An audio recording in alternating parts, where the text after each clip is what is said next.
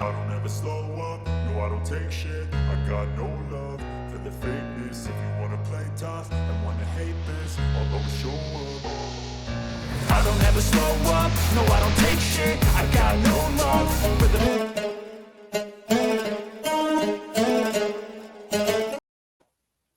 All right, what's good, man? Let's get into it. I know everybody was waiting for my thoughts about this, my opinion about this. Um, everybody knows I'm a Knicks fan, and I was very invested in the last series that we played against the Pacers, and unfortunately, it didn't go our way.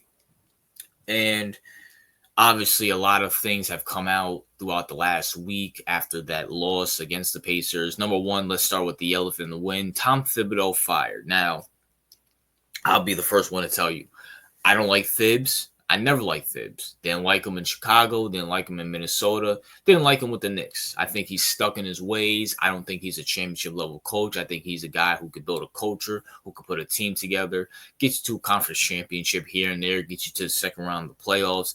Works hard, but I don't think he's a championship level coach. So when I heard the news that Thibs got fired, I was I was happy. I'm not gonna lie. I was happy because I just don't think he's a championship level coach. You've been in the league for how many years now? You've been in the league for okay, so he was the defensive coordinator in what, 2008?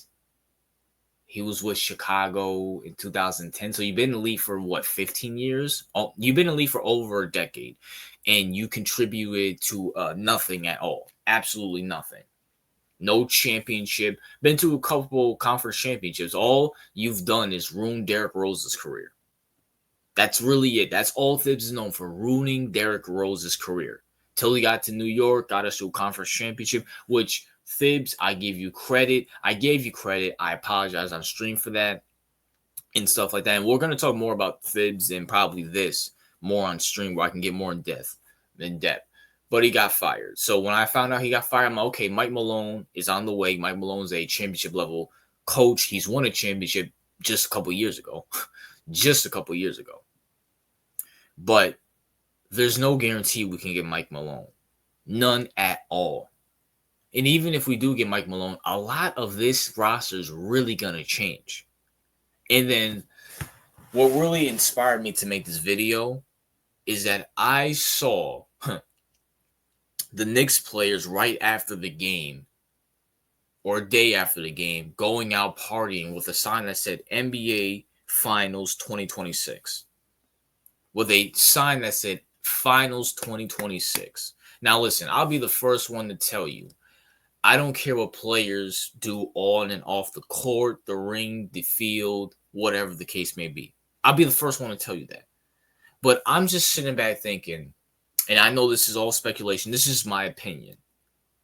You have Brunson, Cat, and Josh Hart. 3 of the leaders of this team. Brunson, Cat, and Josh Hart. No question about it. If you were to ask any Knicks fan who's the leader of that team, one of those 3 names will pop up. Probably Brunson. Some people might say Cat. You might have the occasional guy say Hart, Josh Hart. But those are the 3 leaders of this team. And you're out partying less than 24 hours of getting smoked by the Indiana Pacers, which on paper, you're the better team then. Which everybody picked you guys. And you're out partying? Do you guys not care? And once again, I don't care what people do off the court. But maybe it's because it's my team. Maybe it's because I've seen this before where you have players go out and party at before or after a series, a playoff game, whatever the case may be, lose in embarrassing fashion. I don't think the Knicks led throughout that whole game. Was a game 6 game at Indiana. And I don't think they led. I think they only led maybe 12 minutes left in the first quarter. The Indiana Pacers literally shot up the Knicks throughout that whole game 6. And you got these bozos out here partying. Which makes me think, did you guys even give a damn about that game? Did you guys even care? You guys literally took a team that was horrible. poverty, having won since the 70s, having been to a conference championship in 25 years, having been to a finals in 26 years. And and then after you lose, I'm not saying these guys need to go, be balled up in the corner crying.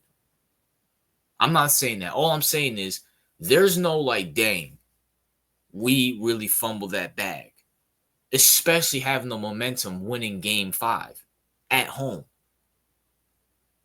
There's no dang, let me take a few days to, chill out. If this was a few days after, a week after, okay, fine, whatever. But this is less than 24 hours of losing that playoff game, which leads me to this. I said this about Brunson before. Brunson might be a problem off the court with his relationship with Leon Rose, making executive decisions. Because I'm going to keep it real with you. I don't believe Brunson can say whatever he wants. I don't believe he really liked Thibs. And I don't like Thibs either.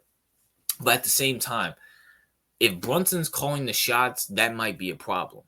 If Cat's calling the shots, that might be a problem. Trading for Cat might be a problem. So all I said is that, and I put the question mark here, right here, because if they get Mike Malone, that's a plus. I do think Mike Malone is an upgrade over Thibs. But I'm going to say this, New York fans, it might be a rough road.